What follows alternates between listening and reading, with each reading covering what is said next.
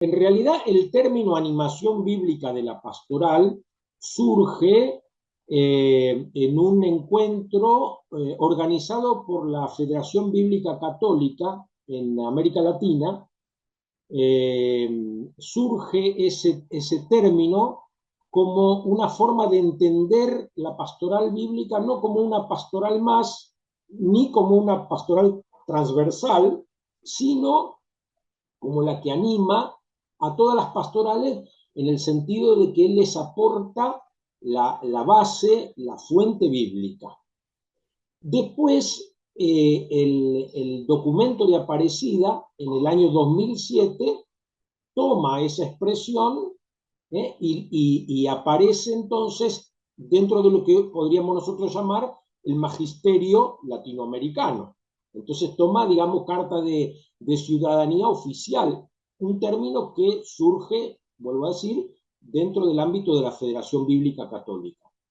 Después, en el sínodo de los obispos acerca de la palabra de Dios, vuelve a resonar eso y el Papa Benedicto XVI lo aplica, lo pone en la Verbum Domini. Él habla de pastoral bíblica entendida como animación bíblica de la pastoral.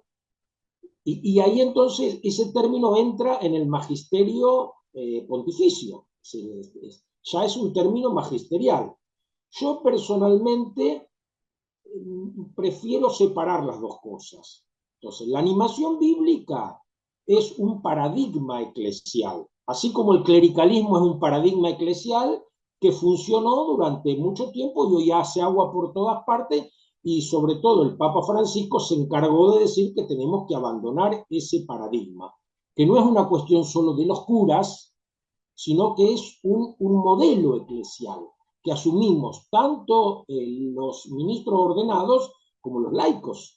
Es un paradigma. Hoy día la animación bíblica sería otro paradigma, en donde acudimos a las Sagradas Escrituras en busca de no convalidación de nuestras creencias y prácticas, sino como fuente que cuestiona nuestras mismas creencias y prácticas. Porque las creencias son formulaciones que se van dando a lo largo del tiempo, pero esas formulaciones deben ser continuamente alimentadas por la fuente viva de la Sagrada Escritura. Por ejemplo, un caso que a mí me parece maravilloso para entender esto es la carta encíclica Dilexit Nos del Papa Francisco, donde él habla del Sagrado Corazón, y a pesar de que él habla del Sagrado Corazón, que es una devoción que surge en el siglo XVII, él la anima bíblicamente, sin usar nunca el término animación bíblica. Pero él parte de esa devoción que tiene que ver con los sentimientos y empieza refiriéndose al sentido del corazón en las Sagradas Escrituras, que no tiene que ver con los sentimientos, sino que tiene que ver con la identidad. Entonces, a partir de la devoción al Sagrado Corazón, va directamente a conectarse con la persona de Jesucristo. O sea, la devoción al Sagrado Corazón comienza en el siglo XVII, pero la relación con Jesucristo compete a todo el cristianismo, desde sus orígenes. De hecho, por eso somos cristianos, porque reconocemos que Jesús es el Cristo. Entonces, me parece que esto es, digamos, la idea de la animación bíblica. Volver a tomar nuestras prácticas, nuestros sacramentos, la relación que tenemos entre nosotros, los distintos ministerios que hay en la iglesia, y repensarlos desde las Sagradas Escrituras. Eso, por ejemplo, cuando nosotros hablamos del diaconado, comúnmente nos vamos al capítulo 6 de Hechos de los Apóstoles, ¿no? Pero justamente en ese capítulo 6 de Hechos de los Apóstoles nunca aparece el término diaconado.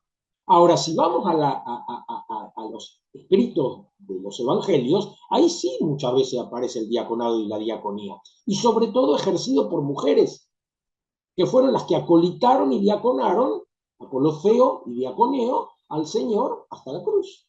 Entonces, ¿cuántas cosas, ¿no es cierto?, podemos hoy volver a alimentar y cuidando la tradición, que eso es muy importante, porque las Sagradas Escrituras incluso forman parte de esta tradición, que es mucho más amplia, ¿eh? Como dijo el Papa Francisco en su primer discurso a la Pontificia Comisión Bíblica, que para mí lo escribió Benedicto y lo leyó Francisco, ¿no? Dice, la palabra de Dios trasciende y precede a las Escrituras. Entonces, cuidar la tradición significa muchas veces rectificar, darle un nuevo sentido, cuestionar cierta expresión que tuvo que ver con una época determinada y hoy a lo mejor no significa lo mismo, ¿no? Entonces digo, esto sería animación bíblica. Y pastoral bíblica es lo que tiene que ver fundamentalmente con hacer accesible el texto bíblico,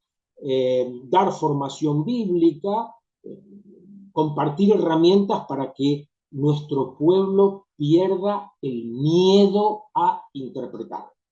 A mí me gusta muchas veces poner este ejemplo. Dando una charla en una parroquia, una señora que no quedó muy contenta con lo que yo decía, dijo, usted interpreta la Biblia. Sí, señora, le dije yo, y usted también. O sea, siempre interpretamos, pero ese miedo a interpretar es una cosa que tenemos que perder, porque va a interpretar mal el que tenga mala intención, pero el que tenga buena intención y confíe en el Espíritu Santo, difícilmente va a hacer una mala interpretación. Siempre es una interpretación parcial, siempre, toda interpretación es parcial, y siempre es una interpretación que tiene que ver con la situación vital del intérprete.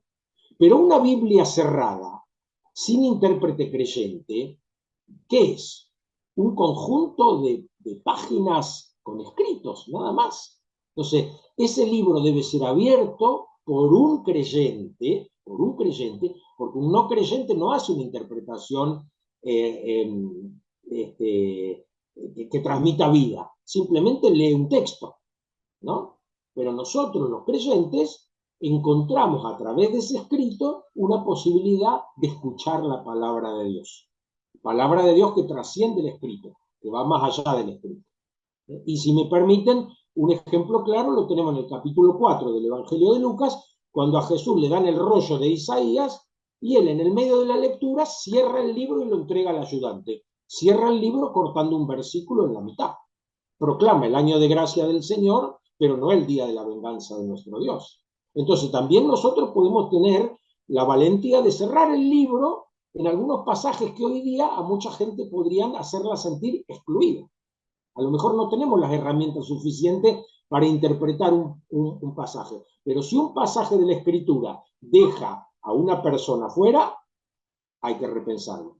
Porque los que somos imagen y semejanza de Dios somos las personas, no los textos sagrados, por más sagrados que sean, ¿no? Y esto también es un trabajo que tenemos que hacer, salir a veces de la idea de revelación, que a veces tenemos una idea de revelación que es más bien del estilo del Corán, ¿no? Donde el ángel Gabriel le dicta al profeta el texto, ir hacia la idea de inspiración.